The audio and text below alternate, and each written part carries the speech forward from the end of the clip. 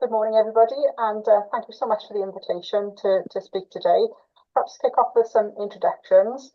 My name's Sarah Peddle, and I'm a member of the public, and I've been privileged to have been afforded a wide range of public and patient involvement opportunities and undertaken many varied activities in this capacity.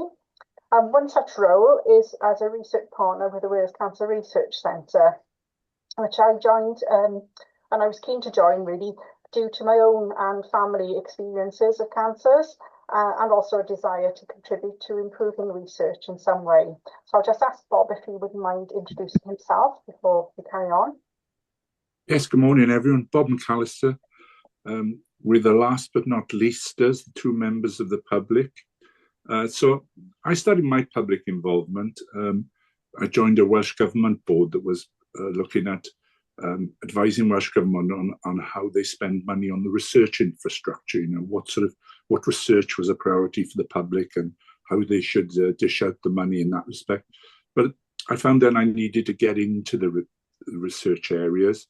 So I was a board member of the Welsh School of Social Care Research with you there in Swansea. I've done some work with Prime. I am a research partner in the Wales Cancer Research Centre now.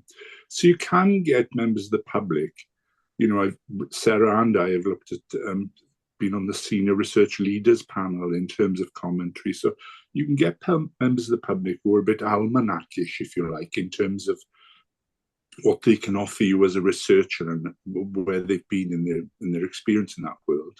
But also there can be starter members of the public. And some of what we talk about today is how you bring a novice member of the public up, involved person along. You can have patients involved as well. But we do fully recognise that you need to get beyond me, certainly as the older white male. And recently, as part of the Wales Cancer Research Centre Research Partner Group, we were at the Minority Ethnic Community Forum in Cardiff City Stadium, where there was screening, there were people who did research, and we had a lot of community members come along to speak, and we engaged with them. Also, we've taken on Pam Smith as one of our partners at the Wales Cancer Research, and she's an engagement specialist. And Health and Care Research Wales, the oversight group, they've appointed an engagement. So we can be linking in with people to get beyond us. People may not want to do this as intensely as we do, but we'll be looking for the views of a lot more people, Anyway, back to Sarah, and we move in our slides, I think. Thanks, Bob. Today we're going to be telling you about the PIRIT Toolkit, which is the Public Involvement in Research Impact Toolkit. We're going to talk about what it is, why and how we developed it, and what we learned when it was field tested and piloted before its launch. So this slide here gives you a bit of context for the project, and it highlights the research focus of the Wales Cancer Research Centre and the Curie Research Centre. The two centres that essentially supported and led the development of PIRIT in partnership with research partners to co-produce PIRIT. And public and patient involvement is a core thread which runs through this work. The public are involved at research stage and at strategic or governance level. So it forms part of the culture, and they actively strive to promote PPI and improve their own practice, also in line with the UK standards for public involvement. So if I could ask you to move on to the next slide and hand over to Bob for the next couple. So, we've heard a lot about the UK standards for public involvement today. And between 2016 and 2019, I was actually on the development group of 8 people, mostly employed people, but there's a couple of members of the public who worked on these standards and produced them. And it's like everything else, really. The bodies that were involved were the NIHR from England, Health and Care Research Wales from Wales, the Chief Scientist Office from Scotland, and the Department of Health and Social Care. So it's a genuine UK piece of work looking to sort of formalise public involvement, to sort of create a tool to help people and organisations identify what are they already doing well and what needs improving. What does a description of good public involvement look like? The standards were developed, and then they were put out for consultation, and then 10 places within the UK used them for a period of about a year when they were intensely used. And one of those 10 testbeds was actually CADA, and the Welsh School of Social Care Research at Swansea. They were one of the 10 testbeds. Ironically, both places have gone on to be not funded anymore. But so you've got these standards, and we've heard about them, and we had lovely books like this where everything was nice. And so there's 6 standards. There's inclusive opportunities. Who do you involve and what stage to get hold of them? Work together. How do you successfully work with people when you've got them on board? How do you support them and give them some learning? How do you communicate with them throughout the research? Measuring the impact, which is what we'll come to with PIRIT, and then governance, how you can loop people into the sort of flow and the control of something, such as you heard about Kathy said in the Serenity. So each standard, there's a standard, and then there's a series of reflective questions about how you're fulfilling it. They were originally called indicators, but we softened that language through the course of time. But that's where we are with the standards, and they're universally used, and you've heard a lot about them today, but we hope to take you through a little bit more of the finer detail today. So next slide, please. And the 5 quick questions for today, really. Efficiently, consistently approach public involvement and planning. You've heard enough about you need to plan it out. You need to have a feel for it, or a desire to do it, and then you want to plan it out. And you had plenty of steers on that today. And then identify which of the standards you'll be working to. And don't worry, you don't have to try and work to them all. Working together is pretty common, and also the inclusive opportunities about who you're actually going to involve. But beyond that, start small and get bigger as your conference grows.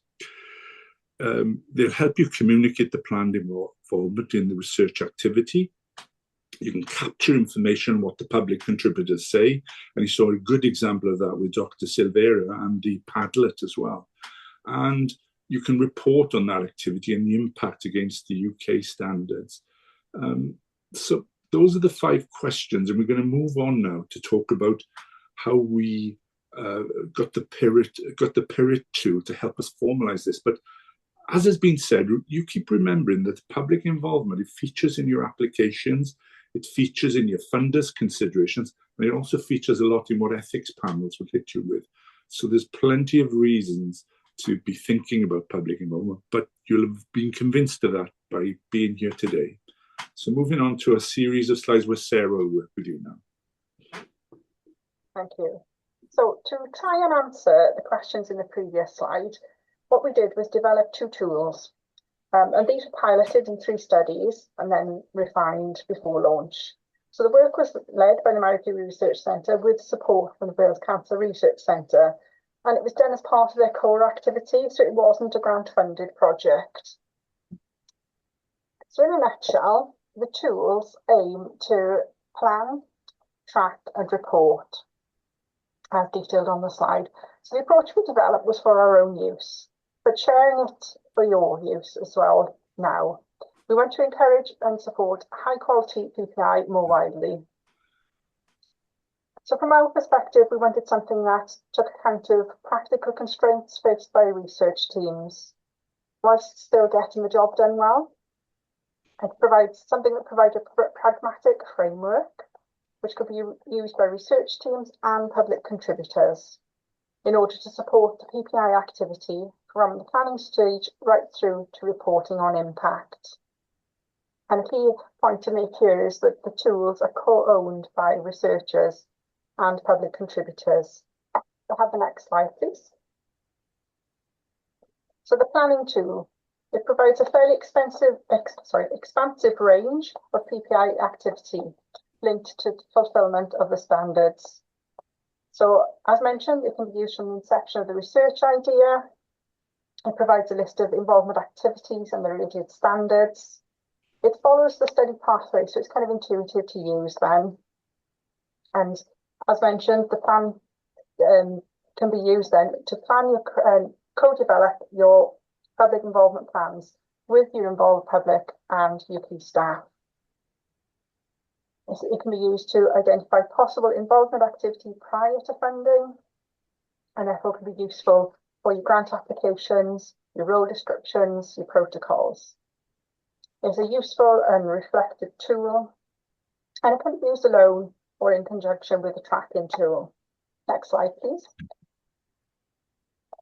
So this is just a little extract from the planning tool. So it provides a menu or building blocks of PPI activities. So it's checkbox and not tick box. So as a team, you can choose the most appropriate to your project or study. So we recognise that one size doesn't fit all. And these activities can depend on your available resources and also the interests and the skills of your involved public. So you can include your chosen activities on your grant applications, on your role descriptions, and perhaps to give you a bit of benefit of my experience, I act as a public member on funding boards. And obviously the focus that I have primarily is on the PPI side of things.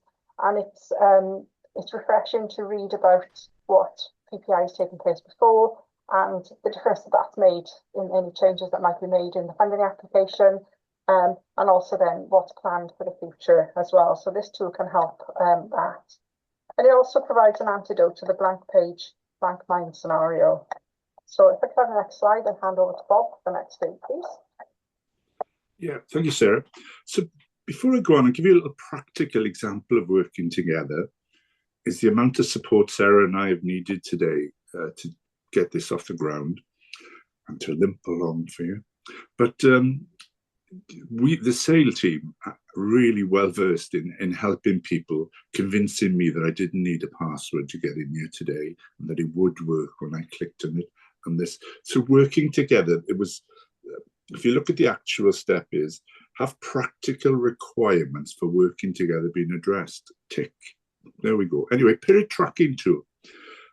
Offer a consistent involvement tracking approach.